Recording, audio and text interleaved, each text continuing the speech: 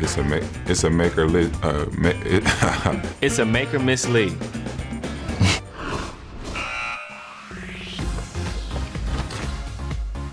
Jimmy, you've made it very plain. We all should know by now. He is not having, and it is video bombs. Not having it.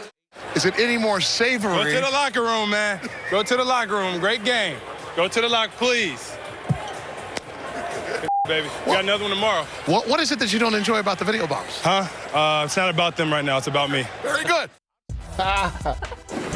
Jimmy not having it with the video bombs. I don't know if Chris Bosh needs to have a word with him because that's how that team rolled for a long That's time. how they roll in Miami. He's like, you can't steal my shine, young He fellas. said it's not about them. It's about me right now. I need some one-on-one FaceTime. I believe that was a joke, but maybe not. I don't know.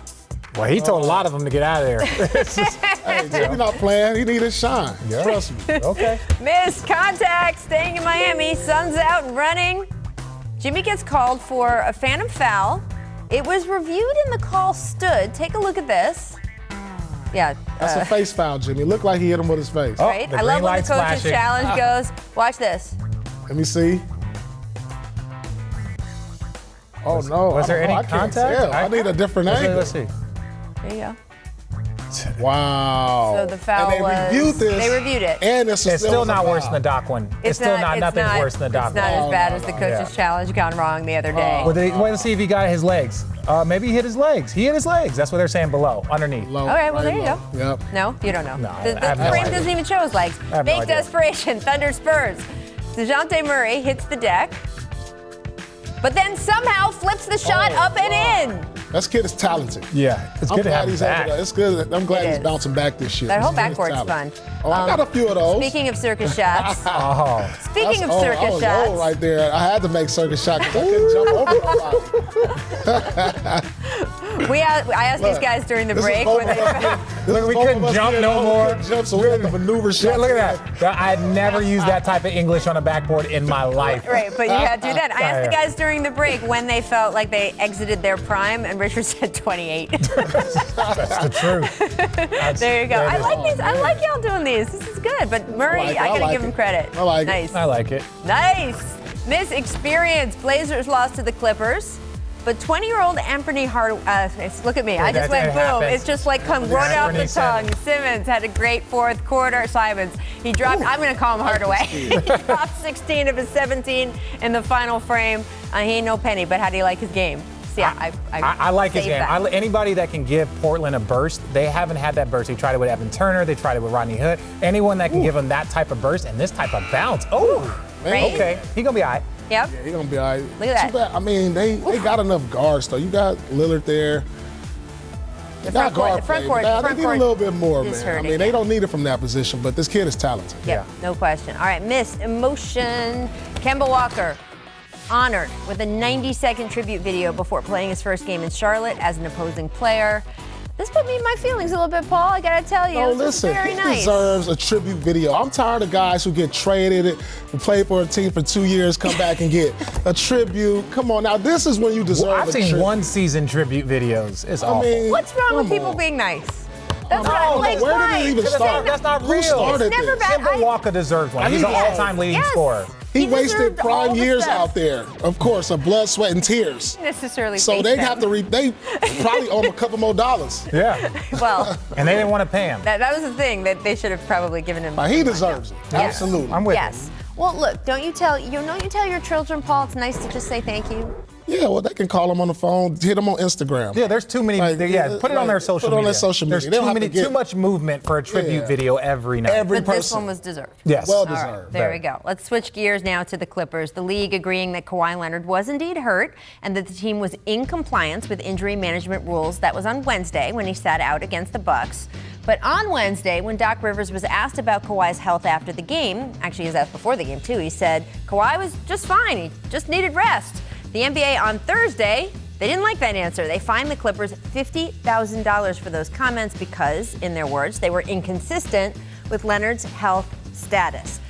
Kawhi spoke after the game. Here is what he said. He said, it was shocking because in the league's fine of Doc Rivers, it was very specific about it being a patella tendon injury. He says it was shocking to him that they revealed that. He said, but it doesn't matter to me. I'm a guy that reads the media. I'm not a guy that reads the media anyway. We're going to manage it the best way we can to keep me healthy. That's the most important thing, me being healthy going forward.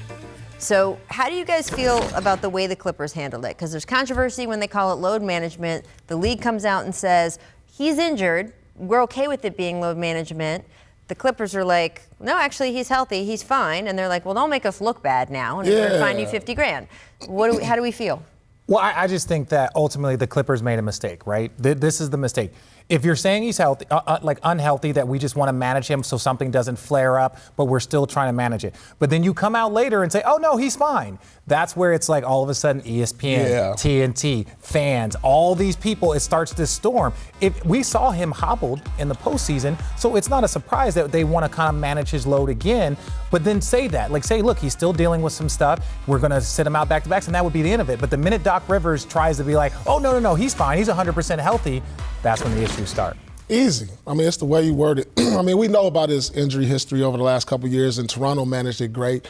And the league was fine with it. But Doc, it's the way Doc has to go about. Don't you think there's some pressure on the Clippers, too, that if Kawhi doesn't want that stuff revealed, which it seems like from his comments he didn't, and no player likes to be sort of called out injured if they feel that they're healthy and they're just managing sort of what could be a chronic kind of situation. Doc's got to kind of play to that, too. It's his guy in his locker room. The surprising thing is Doc is the best at this. Well, that's what I mean. You know? Like, I'm not sure it was an accident what happened with Doc. Yeah. Like, is it the kind of thing where he was sort of like, hey, this is what I have to say to sort of keep the team situation and player happy, and if we take the hit, we take the hit. I don't know. Well, he knows Ballmer has big pockets, so he doesn't mind taking it. Yeah, it's like cutting a penny in half and throwing it out the window. They don't care. Do you remember the graphic that we put up of how valuable these teams are? Yeah. This is one of the richest men in the world. $50,000, like that's nothing to Paul. Right. That's nothing to Paul. That's nothing to Paul. That's nothing to this guy. I do a lot with Paul. that. It will be interesting. Obviously, this will continue throughout the year. There's another ESPN game the Clippers are on next week, so we'll find out what happens there. Coming up, Gordon Hayward had himself another solid game versus the Hornets last night as he returned to all-star form. We will discuss after this.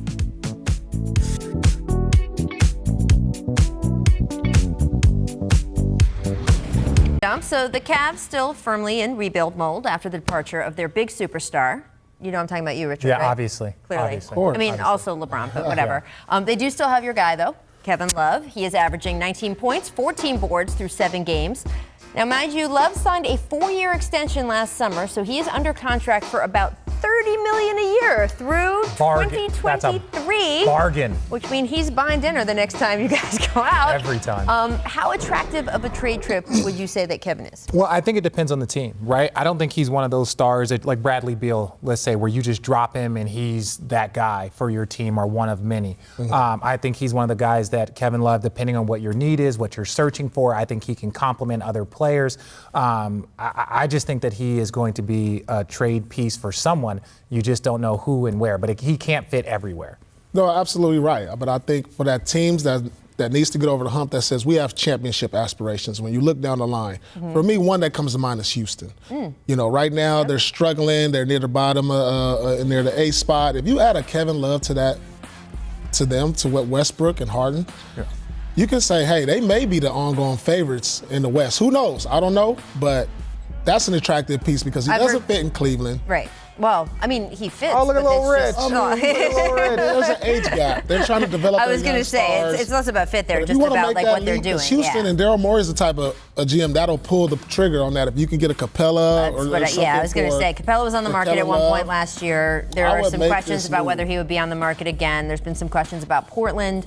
But look at that, because they certainly need front court help. But look at the contract, and when you kind of look at where he is over these next 4 years, and in Portland, you've got Dame Lillard under that big contract, you've got C.J. McCollum already under that big contract. How much are you handicapping yourself if you trade for a guy like Kevin Love? Not so much luxury tax. Jody Allen has shown, just like her brother Paul, she's willing to pay the luxury tax. It is more about you get capped, and there's only so much depth you can add if you have 3 big stars. There's also the health issue with Kevin.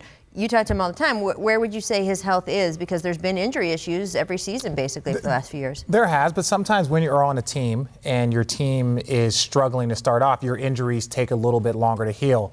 Golden State. What are you and saying? And so it's just like, you know, I'm just saying injuries take a little bit longer. So I think like if he was in a playoff mode or a playoff contention like last season, I think he probably would have came back a little bit sooner. Golden State. And so it's like when you look at these things that happen over time, I think Kevin Love is healthy. He's ready to go. He's playing good basketball. He's in a great mental place too, right? He understands that their team's rebuilding, so he's just going out there. Great mental place. That's what I'm saying. It's like, I'm making money, getting numbers, I'm good. But injuries, I wouldn't say you could look at his injury history the past like year or so and say he probably could have come back a little bit sooner if they were in a playoff. Are you push. saying that in this league, teams keep players out for a little longer than they'd have to for injury to improve their draft position? Yes. No, not in this league. No, never. Never. Didn't hear that. Let's talk about Gordon Hayward, because talk about a guy who's coming back from injury, and it took a little while last season for him to find his footing, but he's got it now. He had 20, 10, and 6 in the Celtics win in Charlotte last night. He's been playing great the past couple weeks, guys. Boston has the best record in the NBA. Hayward is putting up his best numbers since his All-Star campaign in Utah in 2017. Paul, do you feel like Gordon has returned to All-Star form for the world team? Absolutely. He was the one question mark for me coming into the season on where to really place the Celtics. Because when you looked at the East, you said Milwaukee, Philly, okay. Celtics was somewhere around that, but are they really a contender with these other guys? And not knowing what Gordon Hayward would bring, I knew Tatum had an opportunity to step up. You know, you got Kemba there, but if he's going to play at all-star form and he's going to continue to be this consistent, you got to put the Celtics in contending mode in the Eastern Conference. You have to. If he's playing that well, you got Tatum playing well, you got Kemba Walker. Piece to be in the Eastern Conference Finals? And look how they've been playing. They're 6-1. Jaylen Brown hasn't been playing, which is another key.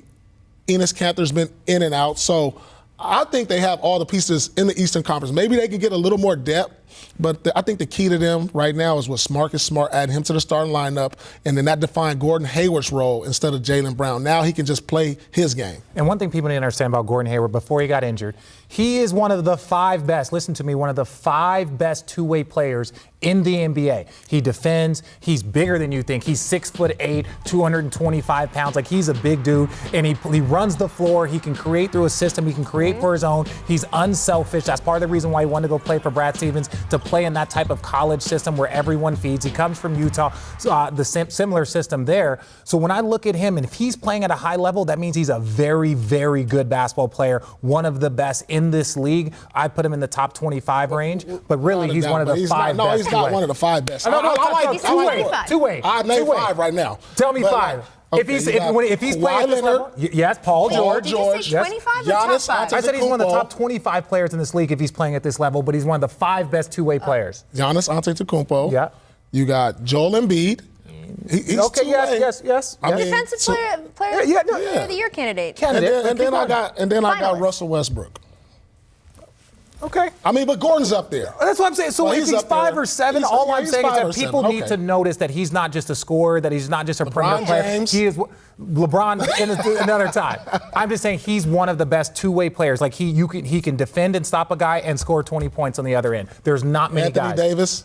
Again, I think he's one of the top 5. Perimeter. Let's say top 5 perimeter. How about perimeter? I got you. We'll get rid of Embiid. The top 25, and then everyone would have been like, absolutely. No, I love Gordon. Why not? Paul's here. I'll argue with him.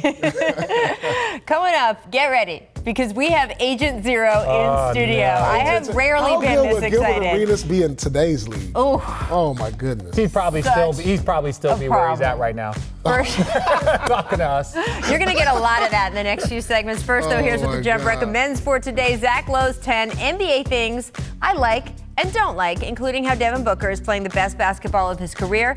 Check that on ESPN.com. Gilbert Arenas is walking into the studio as we speak, people, so keep your televisions turned.